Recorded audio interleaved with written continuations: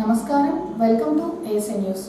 ప్రధాన అనగాష్టమి సందర్భంగా శుక్రవారం అద్దంకి పట్టణంలోని గాంధీబొమ్మ సెంటర్లో వేంచేసి ఉన్న శ్రీ ధన్వంతరి దత్తుపాదుకా క్షేత్రంలో ప్రత్యేక పూజా కార్యక్రమాలు జరిగాయి. దత్తాత్రేయ స్వామివారికి పంచామృతాలతో మరియు వివిధ రకాల సుగంధ ద్రవ్యములతో అభిషేకం నిర్వహించి అలంకరణ తదుపరి విశేష అర్చన చేశారు. అనంతరము క్షేత్రంలో సామూహికంగా అనగాష్టమి వ్రతాలు ఏర్పాటు చేయగా 100 మందికి పైగా మహిళా భక్తులు పాల్గొన్నారు. ప్రధాన అర్చకులు భాస్కర ఫణి శర్మ అనగాష్టమి వ్రతం చేయించారు. పూర్వంలో అనగాష్టమి వ్రతం అంటే భక్తులకు తెలియదని 1978వ సంవత్సరం నుంచి శ్రీ గణపతి సచ్చిదానంద స్వామీజీ వారు వెలుగులోకి తీసుకొని వచ్చి ప్రతి సంవత్సరం మార్గశిర బహుళ అష్టమి నాడు అనగాష్టమి వ్రతం చేస్తున్నారని, ఈ వ్రతంలో పాల్గొంటే సంతానం కలగడం, వివాహం కాని వారికి వివాహం, ఆరోగ్య సమస్యలు, ఆర్థిక సమస్యలు తొలగిపోతాయని శర్మ చెప్పారు. మరి అనగా వ్రతం అంటే నాకు తెలియదు, అంటే అప్పటికి అనగా వ్రతం లేదనమాట. అంటే మరి అనగా సత్యనారాయణ ఉంది, రామవ్రతం ఉంది, ఏదో వ్రతాలు ఉన్నాయి, కానీ అనగా వ్రతం లేదు నాకు తెలియదు కదా. అంచేత మీరే నా ఇంటికి వచ్చి బ్రహ్మస్థానంలో ఉండి నా చేత ఈ వ్రతం చేయించి నన్ను కృతార్థులు చేయమని కోరాడు భక్తుడు. ఆ భక్తుని యొక్క కోరిక తీర్చడం కోసం, సరే నాయన నీకు ఈరోజు కార్తీక మార్గశిర బహుళ అష్టమి కాబట్టి నేటి సాయంత్రమే మీ ఇంటికి నేను వస్తున్నాను, నువ్వన్నీ అరేంజ్ చేసుకో, నేను నీ చేత పూజ చేస్తానని చెప్పాడు. అట్లాంటి మహాత్ముడు, ఆ పీఠంలో కూర్చున్నటువంటి పరమాత్ముడు ఎవరైతే ఉన్నాడో దివ్యమైనటువంటి తేజరూపం అంటుంది. అట్లాంటి గురువు అక్కడ కూర్చుని సౌకుటుంబంగా, అంటే మనం 8 కలసాలు పెట్టాం, అష్టసిద్ధులు అనమాట. ఈ అష్టసిద్ధులు అనగాదేవితో కూడి ఆయన మాత్రంలో కూర్చుని ఇంకో రూపంలో నాలాగా బ్రాహ్మణుగా కూర్చుని ఆ కార్తీకరాజుని చేత ఈ వ్రతం చేయించినటువంటి పరమ పుణ్యమైనటువంటి మార్గశిర బహుళ అష్టమి అనమాట. అంత ప్రాముఖ్యత ఉంది. ఇట్లాంటి ఈ రోజున స్వామివారు చెప్పినట్టుగా మనం ఈ వ్రతం చేస్తే సంతానం కలిగిన వాళ్ళకి, సంతానం కలగలేని వాళ్ళకి సంతానం కలుగుతుంది. అప్పులతో బాధపడుతుంటారు, అప్పుల బాధ, మనోవిచారం అన్నీ ఉంటాయి, మనోవిచారం ఉంటుంది, ఆ మనోవిచారం దూరం అయిపోతుంది. పెళ్ళిళ్ళు కాని వాళ్ళు ఉంటారు లేటుగా, అట్లాంటి లేటుగా పెళ్ళిళ్ళు అయిన వాళ్ళకి మంచిగా సంబంధం వచ్చి మంచిగా పెళ్ళిళ్ళు అవుతాయి. అంచేత ఈ వ్రతం చేస్తే అది కాదు ఇది కాదు, అసలు తీరరాని కోరికనే లేదు, ఆ భగవంతుడి సంకల్పం అలా ఉందన్నమాట. అట్లాంటి పరమ పవిత్రమైనటువంటి ఈ మార్గశిర బహుళ అష్టమి, అనగాష్టమి అనే పేరుతోటి ప్రపంచంలో ప్రఖ్యాతి గంచింది. ఇది కొంతకాలం తర్వాత, అంటే కార్తీవీరార్జునుడు ఆయన స్వామివారి అనుగ్రహం పొంది, నేనే కాదు నా రాజ్యంలో ఉన్నటువంటి ప్రతివాడు కూడా దత్తానుగ్రహం పొందాలి అని చెప్పి ఆయన చాటింపు చేశాడు. రాజశాసనం చేస్తే ఎవరైనా పట్టించవలసిందే కాబట్టి అలా రాను కొంతకాలం పోయిన తర్వాత ఈ అనగాష్టమి అనేది మరుగున పడిపోయింది. అసలు అనగాష్టమి వ్రతమే మర్చిపోయారు కాలక్రమేణి. అప్పుడు గణపతి సచ్చిదానంద స్వామీజీ గారు దత్తావతారం ఇప్పుడు ప్రజెంట్ ఉన్నటువంటి మన గణపతి సచ్చిదానంద స్వామీజీ గారు మళ్ళా 1976 నుంచి దీన్ని బయటికి తీసుకొచ్చారన్నమాట. అంటే అప్పటి వరకు ఎప్పుడో అందరూ ప్రాచుర్యంలో ఉన్న వ్రతం కనుమరుగైపోయింది. అట్లాంటి వ్రతాన్ని మళ్ళా స్వామివారు పునరుద్ధరించి ఎవరైనా సరే ఆపదల్లో ఉన్నప్పుడు, ఆ అష్టమి రోజునే కాదు ఏ రోజునైనా చేసుకోవచ్చు. వీలైన వాళ్ళు 365 రోజులు చేయొచ్చు, ఇంకా వీలైన వాళ్ళు బ్రతికున్నంతకాలం కూడా చేయొచ్చు. అలా వీలు కాదు, సంవత్సరానికి ఒక్కసారైనా చేయండి. ఆ ఒక్కరోజు కూడా మార్గశిర బహుళ అష్టమి రోజు చేయండి, మీరు సంవత్సరం చేసినంత ఫలితం వస్తుందని చెప్పి స్వామీజీ మనందరి యొక్క స్థితిగతులు ఎరిగి, అంటే మనం గట్టిగా ఎండకి తట్టుకోలేము, గట్టిగా వర్షం వస్తే పట్టుకోలేము, గట్టిగా చలి వస్తే పట్టుకోలేము, అట్లాంటి స్థితి కాబట్టి మానవుడి శరీరం భగవంతుడే తనంతటి తన శక్తిని దించుకుని ఎవరు ఎలాగైతే చేస్తే వాళ్ళు ముక్తికి వస్తారో అంత సులభం చేస్తారన్నమాట. అంచేత అట్లాంటి సులభతరమైన వ్రతం ఈవేళ మన ధన్వంతరి దత్తపాదుకా క్షేత్రంలో స్వామీజీ వారి ఆశీస్సులతోటి మన దత్త భక్త బృందంతో సహాయ సహకారాలతో కూడా అత్యంత వైభవంగా చేసుకుంటున్నాం.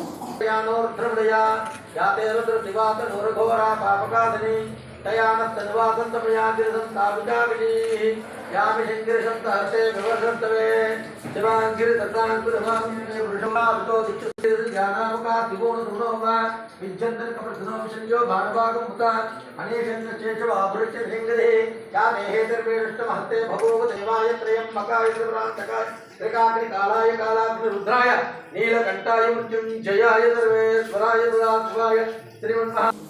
లోపల అయితే వేస్తాను పెద్దలే, ఓకేనా? చూద్దాం. కూర్చోండి.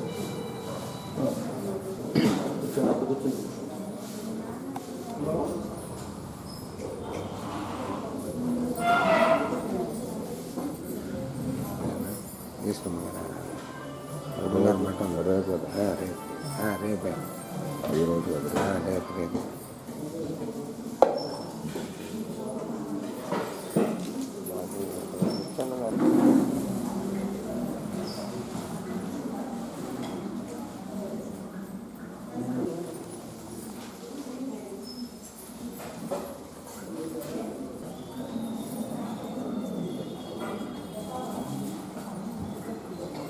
గర్వము అనే బీజం నాటింది. ఆ గర్వం బీజం వల్ల ఆయనకి పతన స్థితికి వెళ్ళాడనమాట.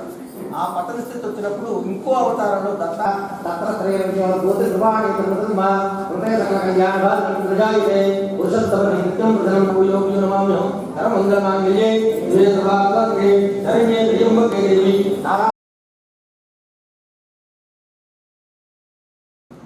సంఘ కాపరుల సంఘం బలోపేతం కోసం అందరూ కలిసి ప్రభు మార్గంలో నడుస్తూ మంచి చెడుల గురించి ప్రభు బిడ్డలకు సందేశం ఇస్తూ వారికి మంచి మార్గంలో నడిపించాలని association of Telugu Baptist churches అధ్యక్షులు జాన్ బాబు అన్నారు.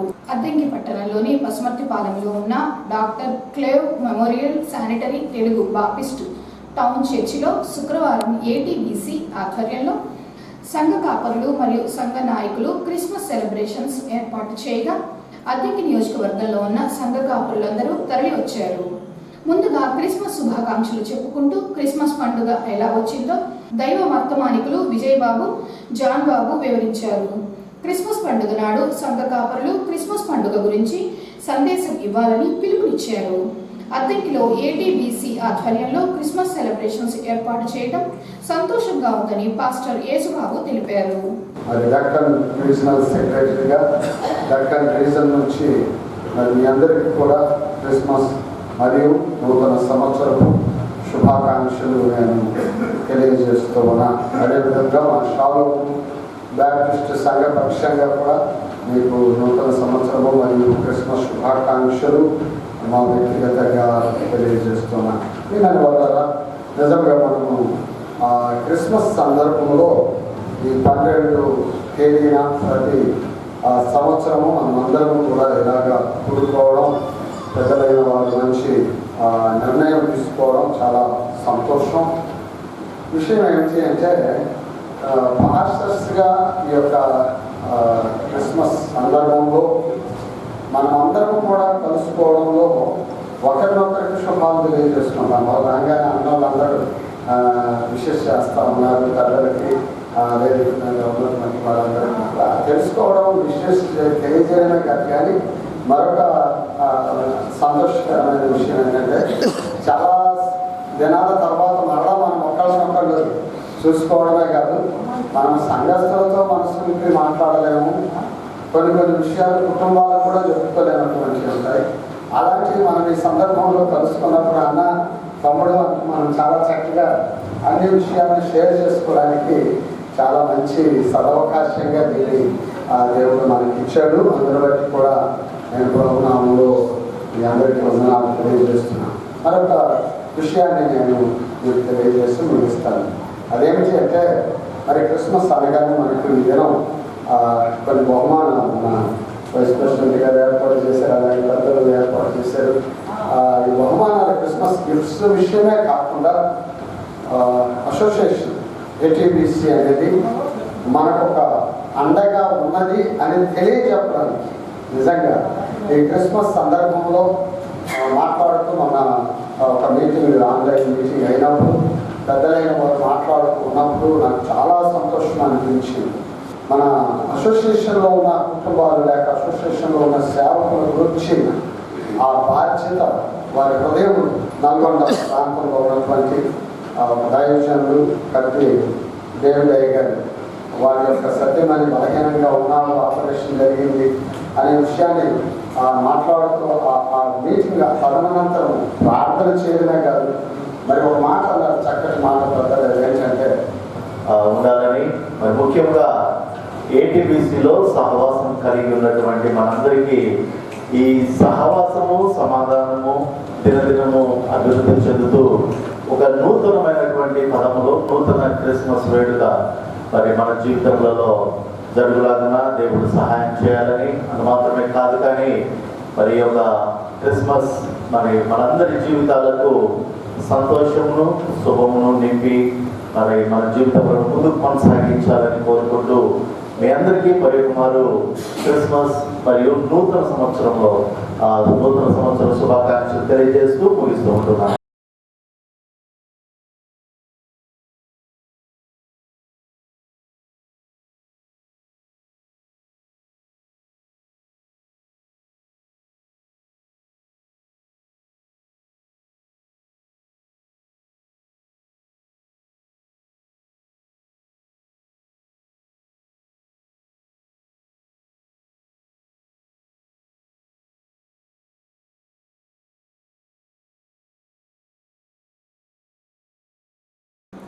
గ్రామాలను ఆదర్శవంతమైన గ్రామాలుగా తీర్చిదిద్దే విషయంలో సమైక్య సభ్యులు కీలక పాత్ర పోషించాలని, మహిళలందరూ ఆర్థికంగా బలోపేతం చెందాలన్నదే రాష్ట్ర ప్రభుత్వం లక్ష్యమని వెలుగు డిపిఎం రవికుమార్ అన్నారు. అద్దంకి వెలుగు కార్యాలయంలో సమైక్యలోని ఈసీ సభ్యులకు గత 4 రోజుల నుంచి విజన్ బిల్డింగ్ పై శిక్షణా కార్యక్రమాన్ని ఏర్పాటు చేయగా శుక్రవారంతో ముగిశాయి.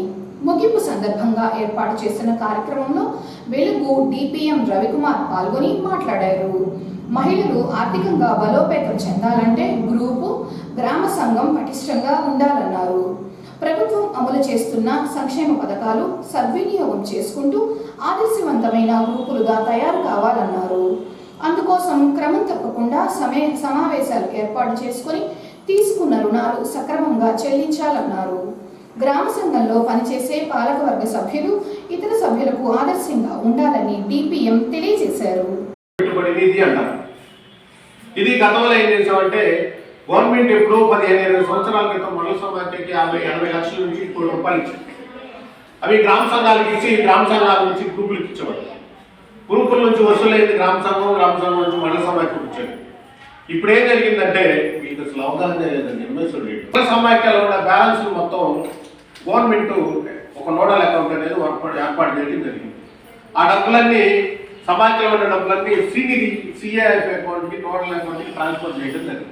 ఎవరికైతే అర్జెంటుగా లోన్ అవసరం అనుకుంటే 50,000 నుంచి ₹1,00,000 మీ విఓఏ దగ్గరికి వెళ్ళి 1 లక్ష కావాలంటే ఆ లోన్ రిక్వెస్ట్ పెట్టేస్తే ఆటోమేటిక్గా ఆ గుర్తు తీర్మానం పెట్టేస్తే విఓలో తీర్మానం చేసి మండలానికి పెడితే మండల ఐపీఎం గారు తీర్మానం రాసి అప్లోడ్ చేస్తే నీ డైరెక్ట్ గ్రూప్ అకౌంట్కి పడుతుంది.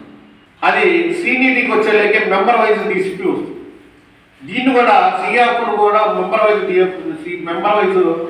డీసీకి తీసుకురావడానికి ఒక గొడుగులాగా దీన్ని ప్లాట్ఫామ్ తీసుకొస్తున్నారు. అయితే ఇంకోటి, ఇది మన దగ్గర ఉన్న సిఆర్ మొత్తం పంపిస్తున్నాం.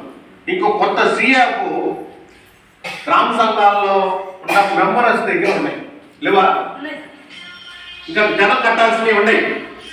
అది విఓఎల్కి ఐడియా ఉంది మీకు. మీరు కూడా ఎన్ని వాళ్ళని అడిగి తెలుసుకోవాలి. విఓఎల్ లేక అని చెప్పే దీని గురించి నేను చెప్పను, మీరే చెప్పాలా ఈసారి ఏమని జరుగుతుందో మొత్తం ఇవన్నీ మీరు యాన్వేట్ మరగా వెళ్ళాలి. మనకి గ్రామ సంఘానికి సిఆర్ కట్టించాడు, తిరిగి మండల సమాఖ్యకి ఎంత కట్టావు లెక్క తెలుసుకున్నాం. దానికి మొత్తం మండల సమాఖ్యలు అప్పు నీళ్ళు ఎంతో తెలిసి ఆ యాన్వేట్ల దగ్గర డేటా తీసుకొని గ్రామ సంఘాల వారీగా ఏపీఎం లాగిన్లో చేశారు. అది మొత్తం సీసీ గారు లాగిన్కి వెళ్ళిపోతుంది. సీసీ గారు ఎవరి దగ్గర అయితే అప్పుందో ఆ సబ్రాల దగ్గరికి వెళ్ళి, అమ్మ అలా తారీఖులో డబ్బులు తీసుకున్నావు, ఇంత కట్టావు, ఇంత కట్టాలి, నిజమేనా అని అడుగుతారు. అవి మన సెల్ఫ్ డిపార్ట్మెంట్కి, గవర్నమెంట్కి, కేంద్ర ప్రభుత్వానికి పోతున్నాను అన్నమాట. ఇంకేం చెప్పారమ్మా? జీవనోపాధులు, వ్యవసాయం మీ అందరూ బాగా తెలిసిపోయింది. ఇంకా నేను చెప్పాల్సిన పని లేదు. సో నేను మాట్లాడకుండా నేను రోజువారీ ఏం జరిగింది అనేది నేను ఇప్పుడు సిఓ గారు జూమ్లో మీ రోజు మాట్లాడతాను, ఒకసారి తెలుసుకుందామని చెప్పి నేను ఉన్నాను. సో ఫస్ట్ రోజు ఏం జరిగిందో బుల్లెట్ పాయింట్ అక్కడ చెప్పండి. రెండో రోజు ఏం జరిగింది, మూడో రోజు, ఈ రోజు అంటే తీసే. పురుషుల్లో స్వార్థం ఎక్కువ, అవును కదా? మీరు నిష్పక్షపాతంగా మంచి హృదయంతో ఉంటారు, మీ గ్రామానికి ఒక మంచి ప్రణాళిక తయారు చేస్తారని చెప్పి మీకు తెలియవలసిన. మనం చిన్నపిల్లలు ఉన్నారు, 8వ తరగతి 7వ తరగతి తాము వల్ల ఆడపిల్లలు బాల్స్ అమ్మాయి వాళ్ళు మన కాలంలో మనం అంటే దేవుడు ఇచ్చినటువంటి కొన్ని కార్యక్రమాలు ఉంటాయి. వాటిల్లో మనం గతంలో మన అమ్మోళ్ళ వయసులో ఎలా ఉండేవాడు. సంతమాగులూరు మండలం ఏచూరు బస్టాండ్ సెంటర్లో శుక్రవారం ఉదయం జరిగిన రోడ్డు ప్రమాదంలో ఒకరు మృతి చెందారు. ఏచూరు గ్రామానికి చెందిన వెంకట ఆంజనేయులు ద్విచక్ర వాహనంపై వెళుతుండగా లారీ ఢీకొట్టడంతో తీవ్ర గాయాలు కాగా 108 వాహనంలో నర్సరావుపేటకు తరలిస్తుండగా ఆంజనేయులు మృతి చెందాడు.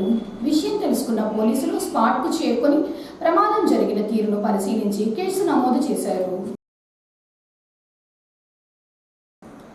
అద్దంకి పట్టణంలోని కాకానిపాలెంలో వేంచేసి ఉన్న శ్రీ పోతులూరి వీరబ్రహ్మేంద్ర స్వామివారి ఆలయంలో ఈశ్వరి మహాదేవి 236వ ఆరాధన మహోత్సవం జరుగుతుందని దేవస్థానం అభివృద్ధి కమిటీ అధ్యక్షులు పొన్నపల్లి బ్రహ్మానందం తెలిపారు. ఈ సందర్భంగా కమిటీ సభ్యులు మాట్లాడుతూ వీరబ్రహ్మేంద్ర స్వామివారి మనోరాలు అయిన ఈశ్వరి మహాదేవి ఆరాధన గురు పూజ మహోత్సవం సందర్భంగా ఉదయం 7 గంటల నుంచి 11 గంటల వరకు అష్టోత్తర అభిషేకం నిర్వహించి తీర్థప్రసాద వితరణ జరుగుతుందని బ్రహ్మానందం చెప్పారు. కావున భక్తులందరూ పాల్గొని ఈశ్వరి మహాదేవి ఆరాధన మహోత్సవ పూజా కార్యక్రమం తిలకించి తీర్థప్రసాదములు స్వీకరించాలన్నారు. ఈశ్వరి మాత బ్రహ్మంగారి మనవరాలు భక్తురాలు నిష్ఠతో ఉన్న ఈశ్వరి మాత గారి 236వ ఆరాధన మహోత్సవం రేపు 13వ తారీఖున ఆదివారం అద్దంకిలో ఉన్న కాకానిపాలెంలో వేంచేస్తున్న శ్రీ విరాట్ పోతులూరి వీరబ్రహ్మేంద్ర స్వామివారి టెంపుల్ నందు ఆమె ఆరాధన మహోత్సవం చేయడానికి సభ్యులందరూ ఏకగ్రీవంగా ఆమోదించారు. ఈ సదవకాయాన్ని ఉపయోగించుకొని భక్తులందరూ తీర్థప్రసాదాలు స్వీకరించి వారి సేవకు పాత్రలు కావాల్సిందిగా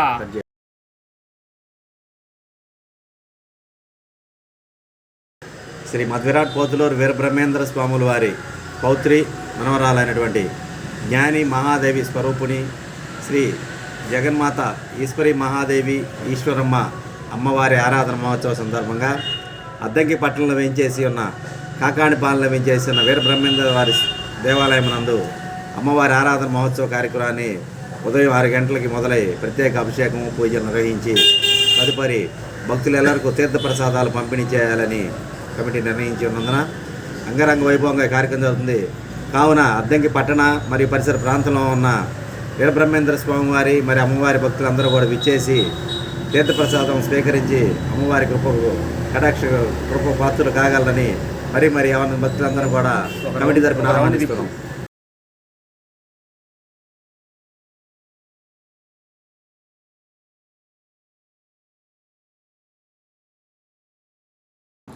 ఏఎస్ న్యూస్ ఇంతటితో సమాప్తం. నమస్కారం.